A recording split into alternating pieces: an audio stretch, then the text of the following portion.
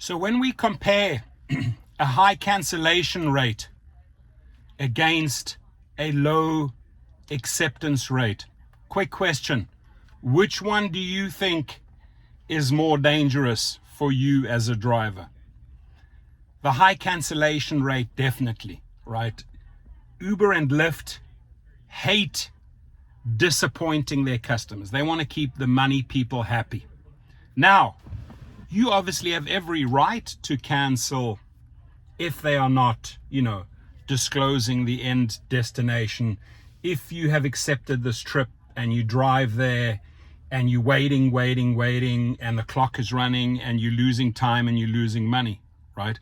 But high cancellation rates, dangerous. So canceling means, hey, I've entered into a contract, according to Uber and Lyft binding. I've accepted that trip, and whatever the reasons are, I am canceling. Now, as an independent contractor, you should be able to accept and cancel as you wish with no repercussions. But when it comes to cancellations, you will often see like the message in the thumbnail go out, hey, you know what, you're gonna get a timeout or a 12-hour timeout. It's like punishment. It's like treating us like little school children, right? You're not playing according to our rules. You're canceling too often. In this case, 36 out of 82 times, pretty high cancellation rate. And the individual has their reasons. Maybe they just don't like going to that destination or that dangerous destination that Uber keeps on pushing them to, or Lyft keeps on pushing them to. But the timeout, hey little boy, hey little girl, go and sit in the corner and shut up. I don't know. I mean, to me, it's childish. Shouldn't happen because you are an independent contractor after all. The safer route would be really looking at that trip offer. Do the quick math. Nope, not worth it. Doesn't reach my minimum. Nope, not worth it.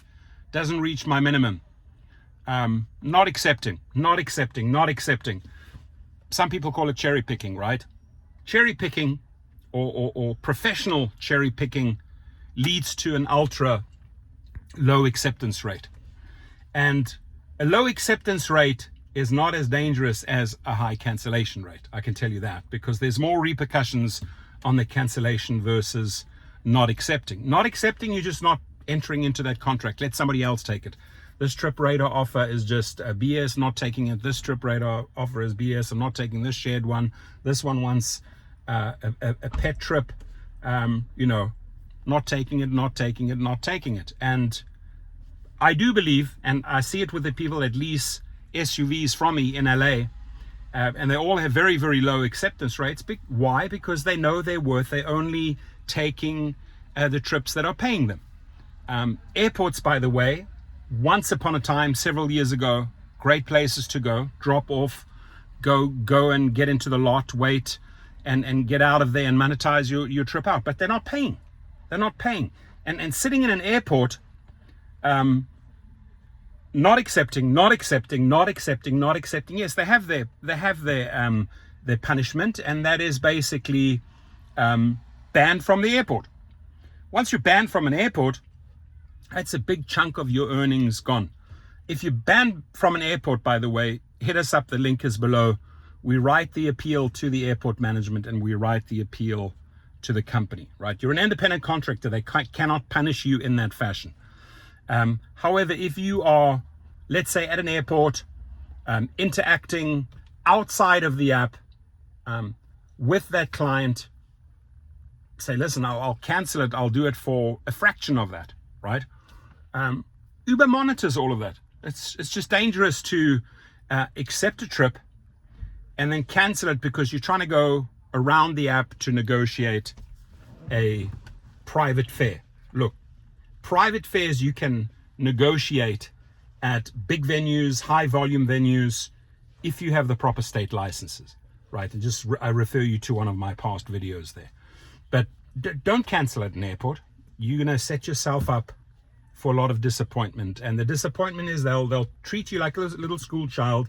They will put you in the corner for a timeout, maybe 12 hours, and possibly high cancellation leading, and I've seen this many, many times, to a deactivation, although you are an independent contractor.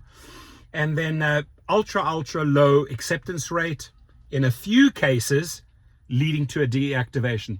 But here's the big thing. The difference between being deactivated over a high cancellation rate or a low acceptance rate, you can, by the way, again, I'm repeating myself, you're going to get deactivated far easier with a high cancellation rate versus a low acceptance rate, right? But the difference when it comes to filing the appeal, I call it the legal appeal, we do that at Gig Rocket and Activation Hero below, is that the case we can make on your behalf for the driver with a low acceptance rate is, hang on, Your Honor, and obviously we'll threaten with small claims, and we'll include the dollar amount that you've lost. And look, when you're going back and forth and negotiating with the attorneys, we say, listen, we're going to argue we're independent contractors. We don't have to accept. You're going to lose, and the judge is going to side with the driver. 8 or 9 times of 10, when it comes to a low acceptance deactivation, the judges do side with the driver. But hang on, Uber and Lyft, this driver is an independent contractor, can make his own independent decisions. It is not as easy as fighting a deactivation that is based on super high cancellations. Why? Because in the court of law, the way the judge will look at it, look, did you enter into that agreement with Uber that you would pick up that driver? Yes, I did. So why did you cancel? And you can get away with it a few times if you say, they were late, they made me wait 15 minutes, it was too dangerous, I felt threatened. But when Uber and Lyft are able to show a long history, and remember, they keep every single record, when they can show, in the last month, this person entered into 82 agreements and canceled 36 of them. Judge ain't going to have no time for you. You're going to lose that case hands down, and you're off the platform. Why risk being off the platform due to a high cancellation rate? Now, if you are in specific cities, let's just say Washington, D.C. or Chicago, and it's constantly trying to take you to a super dangerous neighborhood where that neighborhood is notorious, right, for carjackings. Of course, you should cancel. Your life comes first. And it is also a good argument, let's say in an Illinois court, hey, I have a high cancellation rate because I absolutely refuse to drive into this high, and you can bring the newspaper clippings, you can print out, have all the evidence. I'm not going to end up as a statistic, as a dead person, Your Honor, so I cancel. And the judge will have sympathy with you. But that is for a handful of dangerous cities that the judges know, right? You can't pull that same shit in Santa Barbara, California, or Monterey, California. Pretty damn safe cities. Judges are going to have no sympathy with you. So to recap here, high cancellations, remember, canceling, you've already entered into the agreement. For some reason, you are pulling out of the agreement.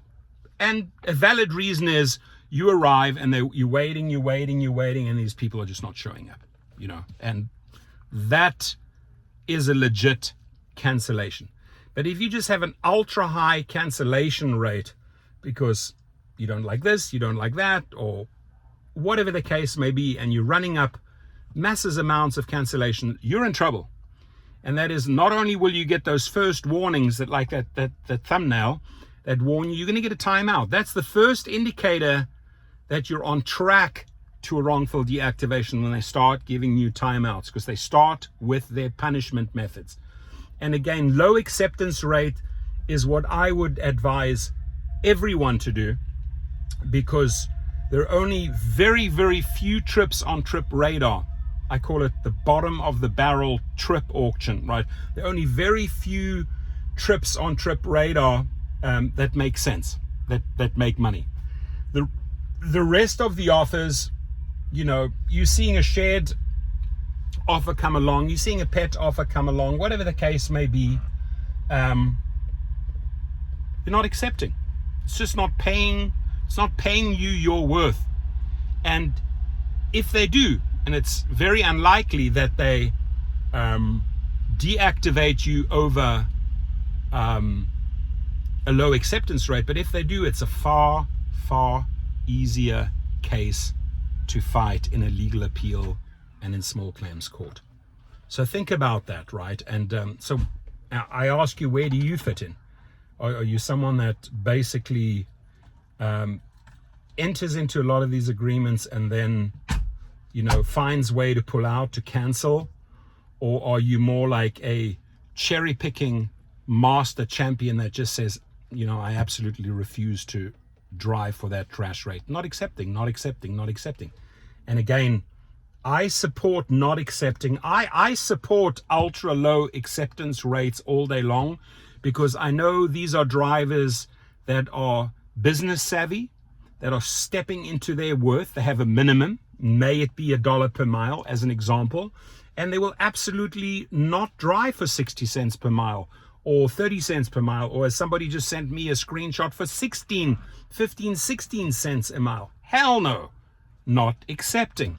But don't enter into that agreement, for 30, 40 cents per mile, then halfway there you say, you know what, I'm not going to make money on this trip. I'm canceling it. So you got to really know what is in front of you. What is the offer? Do I take that offer because I can fulfill that offer? Or do I just absolutely refuse that offer, meaning I don't accept it and I get a high cancellation rate? Two very, very different pair of shoes. And I already told you which one leads potentially to a dangerous deactivation. I also already told you which one is easier to fight when it comes to a legal appeal and to small claims. I went in great length. I don't have to repeat myself there, but think about it for a while and be quite honest. Share below the video, hey, I have a 5% acceptance rate, or I have a really high cancellation rate. And this video is just food for thought to make you think a little bit. How do I approach the entire picture to stay safe on the platform, right? Safety first. Absolutely cancel if they're not showing you the end destination, and then once you've accepted it, they're showing you the end destination, and that's taking you to a really, really dangerous area. Absolutely cancel, right? That is that's not worth it. That dangerous area is just simply not worth it. And I support, again, to recap, I support a very low acceptance rate, because it just tells me you are doing something right. Now, I'm right now, where am I? In Santa Barbara at the Arlington Theater, right behind me there. I just ate at Carlitos. I usually have a asada burrito when I roll into town. That's the place right there. You can see it, right?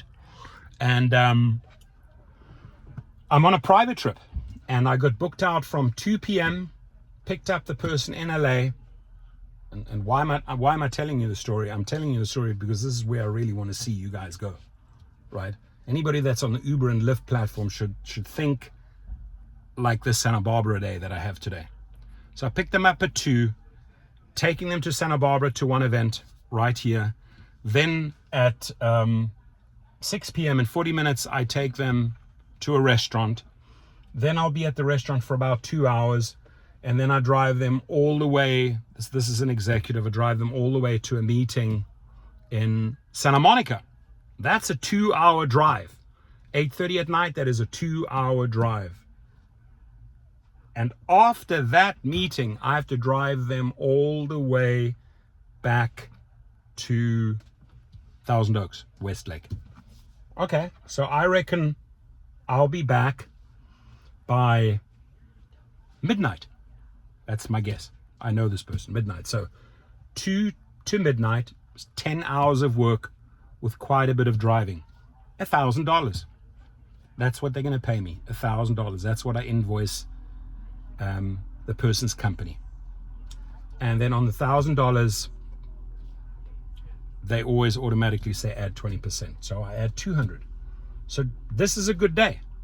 I chilling right now. I'm gonna have a little bit of rest and relaxation. I ate at a really good Mexican restaurant. Burrito guacamole with the tip cost me $50, which is pretty high, but it's good food. You know, my gas and everything here to Santa Barbara back, not too bad. My expenses, one big meal. I don't have to eat dinner tonight. And, you know, $1,200 less 35 on gas, less 50 on food.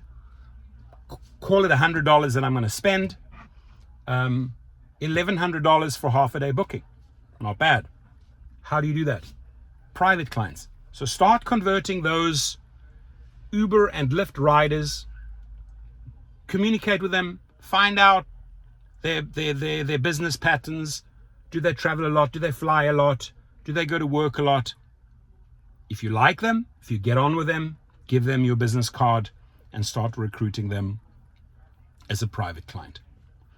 By the way, the only reason why I brought up this story, I don't have to worry about cancellations or acceptance rate with private clients. Private clients, I accept if the date is open because they're paying. I get 100% of that. Cancellation, they pay half of the fare if they cancel 24 hours before, right? So why do I have to worry about cancellations or acceptance rate with a private client? Not a single worry. I don't lose a minute's sleep over that. Cancel, they pay me half. That's my policy. Except I only accept if the trip makes sense. If I'm double or triple booked, my booking goes to my backup driver and I'm getting 20% from them. So think along those lines. You always got to think business. My channel is all about business. I'm all about business. I have my master's degree in business. I have my master's degree in psychology, 2 degrees. That's how I think, right? Psychologically, I got to think, who am I dealing with? What type of personality? Are they loco? Are they crazy? Are they potentially dangerous?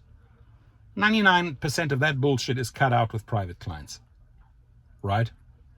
Business-wise, the business degree comes in very good. Hey, figured out how to get Uber and Lyft clients and turn them into my own clients and then start a fleet of cars. That's where the business degree comes in handy because you understand business, right? The accounting side, the marketing side, the management side of things. So if you have any questions, the only reason why I went a little bit off topic and bringing up other things is I have time to talk and I want to share this because it's free knowledge. It's knowledge that I've accumulated. I can share. It doesn't cost me anything to share, right? Sharing is caring in our world. And if you can benefit from some of the things that I've learned and I can pass them on, that makes me happy, right? It's not a teacher-student type of, I don't look at you as the student. I look at you as an equal that has the potential to step up the game. So I like passing that information along. And I do have a lot of good courses that I offer at gigrocket.com. Check them out if you want to step it up a bit. But, you know, the video was about cancellation rate and acceptance rate. Canceling, I'm sorry to say, you already have an agreement in place. Now, for some reason, you're canceling. Accepting, well, the way I'm going to end this video of accepting, I know my worth. If I put a figure out there for a private client, let's say a very realistic figure, that trip, yep, $200. Oh, if I feel resistance from a new client and they say, oh, you know, I pay $130 on Uber for that same trip. Yeah, it's because you are ordering an Uber X. With me, you're getting VIP service in an SUV. I don't drive those people again. I don't haggle with them. I'm not a bazaar. I'm not going to engage in negotiation. My price is my price, and it's fair. It's very realistic. It's very fair. It's slightly lower than Uber and Lyft's rate, because I want to offer a discount to get them as a client, right? It's $200, I'll do it for $180, $20 savings. But if I'm offering a client $200, which I've already, or $180, which I've already discounted by 20, and then they come along and say, you know what, I'm used to paying $120. Okay, cool. You need to order the Uber. I'm straight up with them. They will never be in my car. And rejecting is good. Rejecting means the man has a worth. And there's sadly, certain cultures and personalities that like to bargain like crazy. Not with me. You're not going to bargain with me. Only time I may bargain is if I'm at a big event and I can potentially, because I've dropped people off and I can potentially take someone out, from that venue back into the same direction, then I might be a little bit flexible in bargaining because I want to monetize the trip out. But I have my set rates. I can tell you, ladies and gentlemen, I know my worth. I hope you know your worth. It's important to know your worth. And if they are not matching your worth with stupid 30 cents a mile, 60 cents a mile, 15 cents, if they are not matching your worth, you don't accept, right? Case closed. Have a good one.